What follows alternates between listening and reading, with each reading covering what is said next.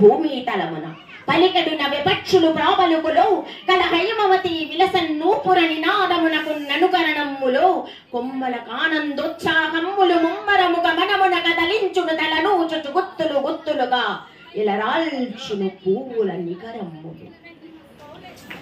ఈ పువ్వుల నికరమ్ముల హృదయోల్లాసాన్ని మా తండ్రి గారు, అయ్యగారు, మేము అయ్యా అని పిలుస్తాం. సంప్రదాయ శ్రీ వైష్ణవ కుటుంబంలో తండ్రి గారిని నాన్న అని పిలవటం మాకు అలవాట్లేదు.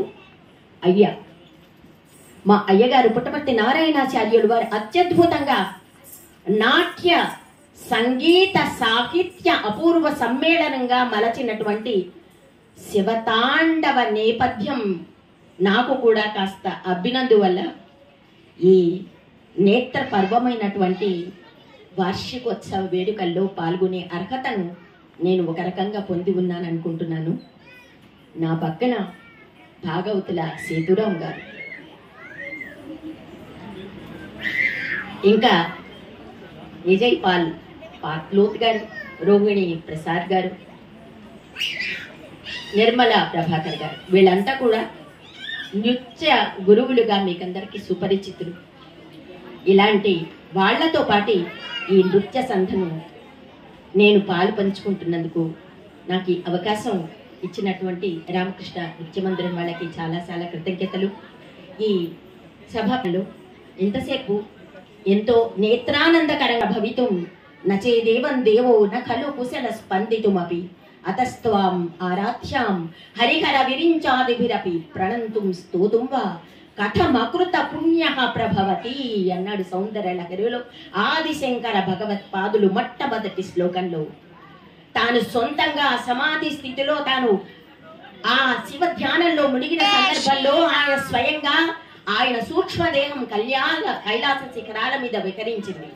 శివుని తాండవాన్ని చిత్రాలతో దర్శించుకుని వచ్చినటువంటి అద్భుతమైనటువంటి ఆనందంతో శివశక్త్యాయుక్తో ఎదుభూతి శక్త ప్రభవితం మొదలైనటువంటి 100 శ్లోకాలలో శివ తాండవాన్ని, అమ్మవారి లాస్యాన్ని, అమ్మవారు లేకపోతే అయ్యవారి అస్తిత్వం లేదు అన్న విధంగా ఆయన వర్ణించారు.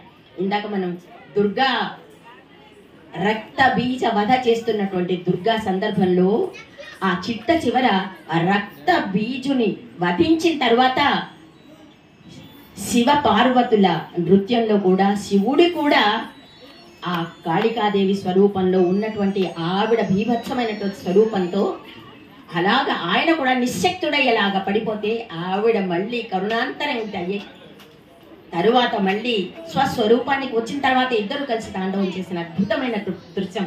ఇవన్నీ కూడా నా మనోకలభంపై చాలా అందంగా చిత్రీకరింపబడ్డాయి. ఈ కార్యక్రమం ఇంకా కొనసాగాలి. భాగవతుల సేతురాం గారు, వీరి గురించి లబ్ధ ప్రతిష్ఠులైనటువంటి వీరి గురించి నేను చెప్పనవసరం లేదు. కేంద్ర సాహిత్య అకాడమీ అవార్డుని ఇటీవలే అందారు. వీరి ముందు పద్మశ్రీ కూడా త్వరలోనే చేరాలని నా ఆకాంక్ష. సభ ముఖ్యంగా నేను వారికి చాలా చాలా వారి మొట్టమొదటి పరిచయంలోనే మా నాన్నగారి స్మరణ తీసుకుని వచ్చారు. వారికి చాలా చాలా కృతజ్ఞతలతో వారిని తమ అద్భుతమైనటువంటి ఆశీస్సులు. సరే, గురువులు ఎప్పుడు శిష్యులకి మార్గదర్శకం చేసేందుకు చిట్ట చివరి మాట్లాడతారట. ఎందుకంటే చిట్ట చివరి మాట్లాడే వారి మాటలు శిష్యుల హృదయ ఫలకాలపై ఎక్కువ శక్తివంతంగా ముద్రింపబడతాయి. కాబట్టి భాగవతుల సేతురాం గారి చిట్ట చివరి మాట్లాడతామంటున్నారు. తరువాత విశ్వవిద్యాలయంలో నృత్య సంబంధమైనటువంటి విభాగానికి ఫ్యాకల్టీగా పనిచేస్తున్నారు విజయ్ పాల్ పాట్లోత్ గారు. వారు ఇప్పుడు తమ ప్రసంగంతో మీ ముందుకు వస్తున్నారు.